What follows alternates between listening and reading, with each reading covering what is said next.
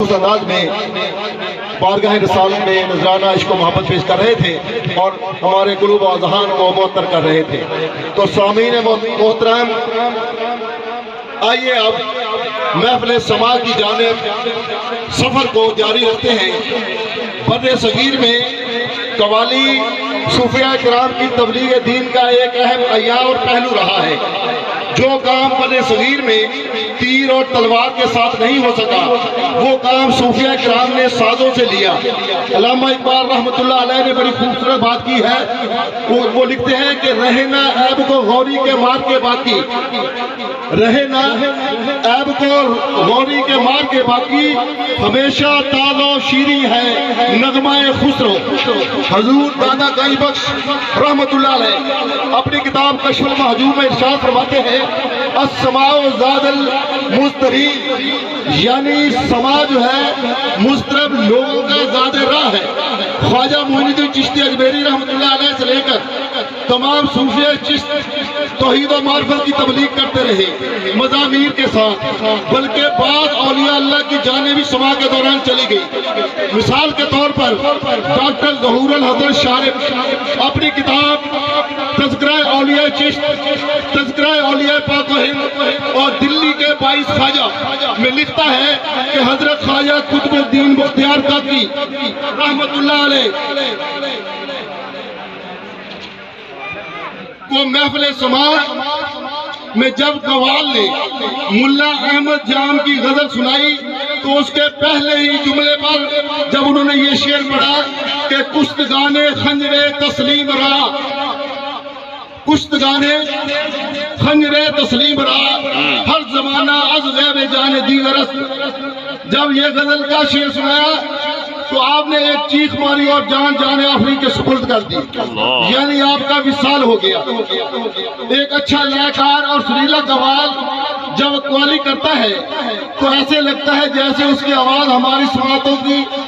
راہ گزر سے ہوتی ہوئی ہمارے دل میں گھر کر جاتی ہے، اور اس کا ایک ایک لفظ موضوع وجدان بن کر رہتا ہے، اور سننے والوں پر ایک وجدانی کیفیت طاری ہو جاتی ہے، کیونکہ قوال جو ہوتا ہے سر اور تال کے ساتھ ہوتا ہے۔ اگر سر اور تال کو نہیں سمجھتا تو وہ قوال نہیں ہے، سر اور تال سے جو باہر ہوگا وہ قوال نہیں ہوگا۔ دوسری بات خواجہ غلام فرید رحمۃ اللہ علیہ نے کہی ہے کہ قوال قول کو دہرانے والا، یعنی بار بار قول کو بیان کرنے والے کو قوال کہتے ہیں۔ اقوال کو بیان کرنے والا ہی قوال ہوتا ہے، اور اگر وہ اقوال بیان نہیں کرتا تو وہ قوال نہیں ہے، وہ مغنی ہے، یعنی گویہ ہے۔ ادھر آ جاؤ۔ اور اگر عرفان کو قوالی کی ڈیری سے کلام عرفان کو نکال دیا جائے تو پیچھے صرف ساز اور موسیقی بچتی ہے۔ قوالی کا موجد جو ہے جس نے قوالی کے چہرے کو دھویا ہے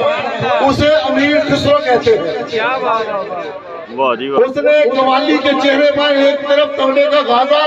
تو ایک طرف پخاوت کا، جس کا پخاوت طبلہ نکلا ہے، اور تان پورا جو ہے بعد میں اس سے ہارمونیم نکلا ہے۔ آپ فرماتے ہیں کہ قوال کو پتہ ہونا چاہیے کہ سر کیا ہے، لے کیا ہے، انداز کیا ہے، آواز کیا ہے، استائی کیا ہے، انترا کیا ہے، ماترا کیا ہے، دھاترا کیا ہے، راگ مان کونس کیا ہے، راگ ملہار کیا ہے، راگ دیپک کیا ہے، راگ سوندرا کیا ہے، راگ سندرا کیا ہے، راگ کانڑا کیا ہے، اور راگ ایمن کلیان کیا ہے۔ یہ سارے جنو پیر والد شاہ نے کیا کہ آیا جٹ ٹولا ست لان والا تے حضرت عشق استاد سکھاؤں گئے،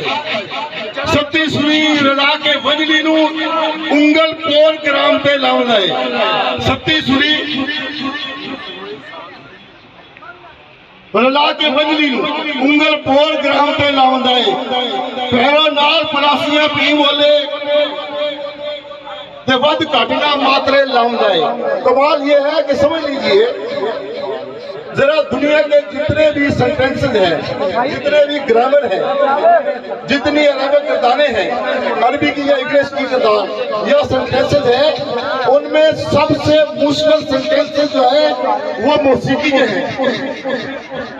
جہاں تھوڑی سی آواز بدلی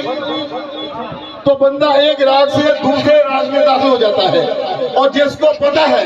کہ وہ کہاں سے کہاں داخل ہوا ہے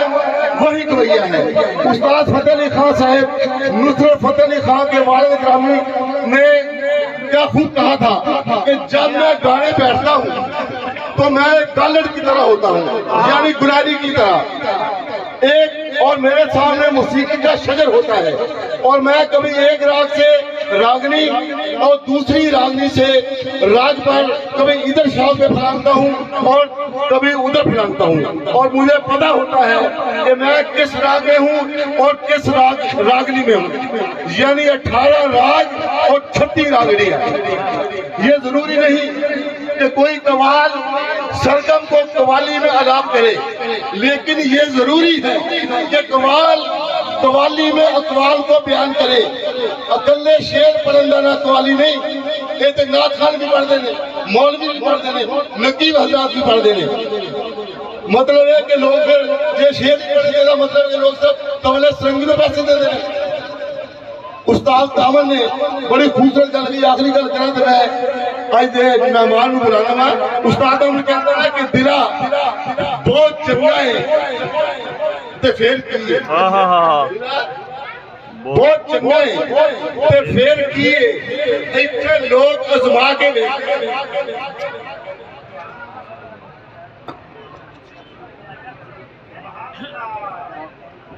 دلا چنگا ہے تو پھر کی ہے، ایتھے لوگ ازما کے دیکھتے نے سکہ شہنشاہی کنا کھڑا ہوئے،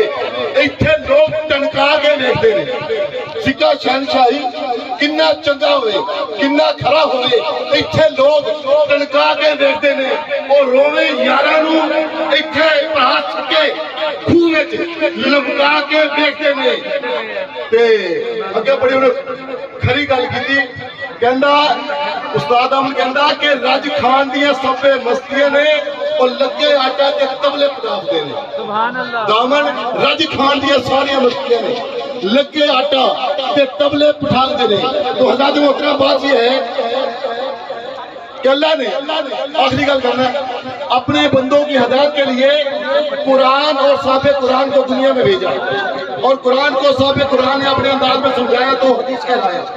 اور حدیث مصطفیٰ کو درویش اور فقیر لوگوں نے جب اپنے انداز میں سمجھایا تو وہ قول بنا، اور اس قول کو جس نے مترنم پیش کیا وہ قوال بنا۔ آپ حضرات کے سامنے اب میں جس قوال کو پیش کرنے جا رہا ہوں یہ قول کا بھی عارف ہے اور ترنم کا بھی، اور یہ عارف ہونے میں رنگ فروز ہے، یعنی صاحب ساز و سوز ہے، پیچھے چلو بندے پیچھے اور نام کے اعتبار سے جناب عارف فروز ہے۔ تو تشریف لاتے ہیں جناب محترم عالمی شہرت یافتہ قوال جناب محترم وطن عزیز کے نامور قوال جناب عارف فروز خان صاحب، اور گجرا والا ان کی آمد سے قبل آپ ان کا نعرے سے استقبال کیجئے۔ نعرہ تکبیر، نعرہ رسالت، نعرہ حیدری، اللہ محمد چار یار حاجی خواجہ قطب فرید، حق فرید، حق فرید، حق فرید،